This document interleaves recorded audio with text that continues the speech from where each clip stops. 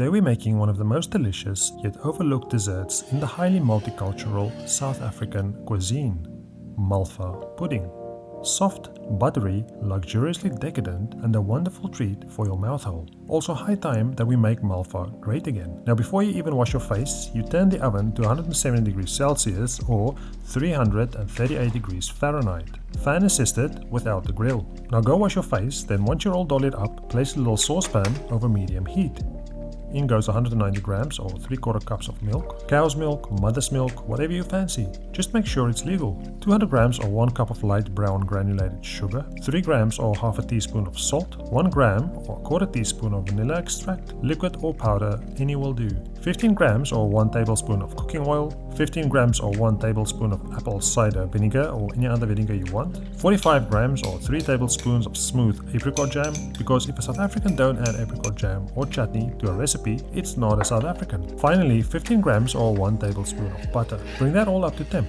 It shouldn't boil, it should just be warm enough to melt the butter. Give it a good old whisking to combine and set aside to cool, while we crack 2 eggs, straight from a chicken's back door, into a stand mixer. Careful not to get the shells in there. Avoiding problems are easier than dealing with them. Start whisking the eggs on medium-high. We want to make them as fluffy as a cloud. They'll be there for a while, so let's sieve 150 grams or 1 cup of plain flour and 4 grams or 1 teaspoon of bicarbonate of soda. All of these are minor but majorly important little steps, if you want to succeed, that is. Have a look at the eggs, not your eggs, and see if they hold up their shape. If it looks a little runny, keep beating them.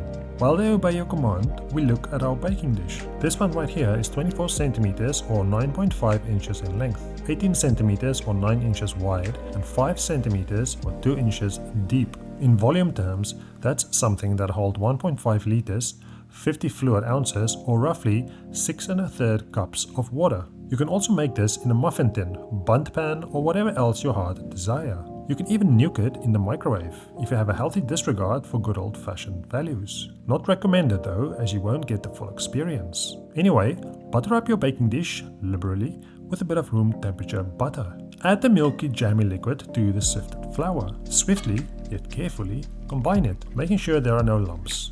By now, your eggs will be stiff as a dodo and hold its peaks. Fold half the eggs into the liquid so the two get to know each other a bit better.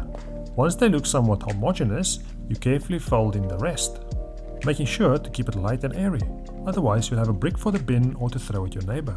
Pour the mix into your baking dish, making sure it's all even. Get it into the oven, preferably into the center and onto a wire rack.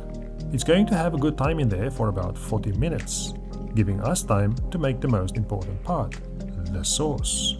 Into a saucepan goes 100 grams or half a cup of water, 100 grams or half a cup of light brown sugar, 200 grams or 3/4 cups of heavy cream, 5 milliliters or 1 teaspoon of vanilla essence, and 50 grams and 3.5 tablespoons of butter.